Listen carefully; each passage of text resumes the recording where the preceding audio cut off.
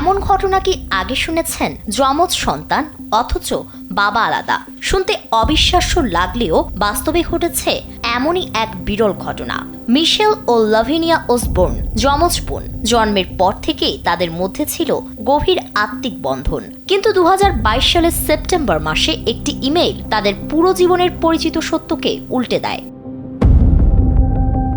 DNA পরীক্ষার ফল হাতে আসতেই লাভিনিয়ার পায়ের নিচ থেকে যেন মাটি সরে যায়। পরীক্ষায় জানা যায় একই মায়ের গর্ভে জন্ম নেওয়া এই দুই বোন আসলে ভিন্ন বাবার সন্তান। চিকিৎসা বিজ্ঞানে এই বিরল ঘটনাকে বলা হয় হেটারোপ্যাটার্নাল সুপার ফেকান্ডেশন। সাধারণত অল্প সময়ের ব্যবধানে ভিন্ন পুরুষের সঙ্গে সম্পর্কের কারণে একাধিক ডিম্বাণু নিষিক্ত হলে এমন ঘটনা ঘটে, যা বিশ্বে অত্যন্ত সীমিত সংখ্যায় নথিভুক্ত। জানা যায় 1976 সালে নটিংহামে জন্ম নেয় যমজ বোন মিশেল ও লাভিনিয়া ওসবোর্নের। তখন তাদের মা ছিলেন মাত্র 19 বছরের তরুণী। শৈশবটা খুব সুখের ছিল না। মাত্র 5 বছর বয়সেই মা তাদের ছেড়ে লন্ডনে চলে যান, আর দুই বোন বড় হন অন্যের কাছে।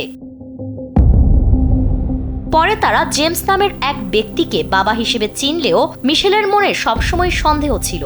2021 সালে মা ডিমেনশিয়ায় আক্রান্ত হলে সত্য জানার সুযোগ প্রায় শেষ হয়ে যায়। এরপর মিশেল নিজের উদ্যোগে ডিএনএ পরীক্ষা করান। 2022 সালের 14 ফেব্রুয়ারি, যেদিন তাদের মা মারা যান, সেদিনই পরীক্ষার ফল আসে।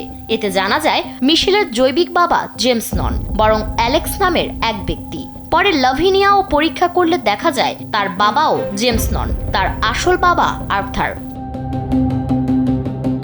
পরবর্তীতে আর্থারের সঙ্গে দেখা হলে তিনি দুই বোনকেই আন্তরিকভাবে গ্রহণ করেন। জানা যায় এক কঠিন সময়ে তাদের মা আর্থারের সাহায্য নিতে গিয়ে তার সংস্পর্শে আসেন। অন্যদিকে মিশেল তার জৈবিক বাবা অ্যালেক্সকেও খুঁজে পান, তবে তার সঙ্গে সম্পর্ক এগিয়ে নেননি। তবুও এই চমকপ্রদ সত্যের পরও দুই বোনের সম্পর্ক অটুট থাকে। তারা বিশ্বাস করেন ডিএনএ নয়, তাদের ভালোবাসা আর একে অপরের প্রতি টানই তাদের আসল পরিচয়। ফারিন রহমান প্রীতি, কালবেলা।